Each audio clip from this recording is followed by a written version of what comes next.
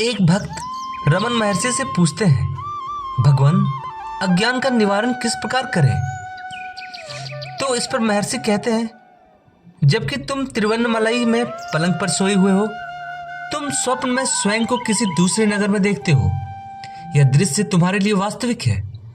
तुम्हारा शरीर यहाँ एक कमरे में बिस्तर पर पड़ा है। क्या एक नगर तुम्हारे कमरे में प्रवेश कर सकता है?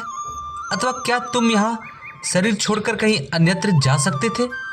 दोनों ही असंभव है। अतः तुम्हारा यहाँ रहना और दूसरा नगर देखना, दोनों ही बातें असत्य है। ये तुम्हारे मन को सत्य प्रतीत होती है। स्वप्न का जो मैं होता है वह शीघ्र ही नष्ट हो जाता है तथा दूसरा मैं स्वप्न का वर्णन करता है। यह मैं स्वप्न में नहीं था। ये दोनों ही मैं असत्य है। मन का अधिष्ठान ही सदैव विद्यमान रहता है। उसी से नाना प्रकार के दृश्य उदय होते हैं। प्रतीक संकल्प के साथ एक मैं का भी उदय होता है और उसके लुप्त होने पर उस मैं का भी लोप हो जाता है। प्रति क्षण अनेक मैं उत्पन्न और नष्ट होते रहते हैं। सदैव रहने वाला मन ही वास्तविक दुख का कारण है। जनक के अनुसार वही चोर है। उसको खोज लो और तुम सुखी रहोगे। इस पर भक्त कहते हैं कि फिर मैं को किस प्रकार जाना जाए?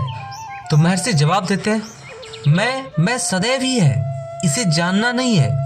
यह कोई नवीन ज्ञान प्राप्त करना नहीं है। जो नवीन है तथा सर्वदा सर्वत्र सुलभ नहीं है वह तो क्षणिक होगा। मैं सर्वदा विद्यमान है। इसके ज्ञान में जो बाधा है वही अज्ञान है। अज्ञान को हटाते ही ज्ञान प्रकाशित होगा। वास्तव में यह अज्ञान तथा ज्ञान भी आत्मा के लिए नहीं है। ये तो आवरण है जिन्हें हटाना होगा। इसी कारण आत्मा को ज्ञान तथा अज्ञान दोनों से परे कहा जाता है। आत्मा तो जैसे स्वभावतः है वैसे ही रहेगी। यही सार है। धन्यवाद दोस्तों, चैनल पर बने रहें और सब्सक्राइब करना ना भूलें।